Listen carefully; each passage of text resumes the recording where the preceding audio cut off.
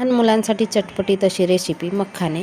मखाने तर मी कधी खाल्ली नव्हती, बघितली होती, ऐकली होती, पण खाल्ली नव्हती कारण तसा प्रसंग आलाच नव्हता आणि आणलं पण नव्हतं घरी कधीच. ह्यावेळेस किराणा आणली त्यावेळेस मी मखाने आणले. रस खातो की नाही त्याच्यासाठी मग असं काहीतरी चटपटीत बनवून द्यावं म्हटलं तर इथे मखाने घेतलेले आहेत बघा. चटपटीत असतील तर मुलं खातात आणि आवडतात आणि रुद्रांश तर तसाच आहे, त्याला बरेच असे पदार्थ आवडत नाही.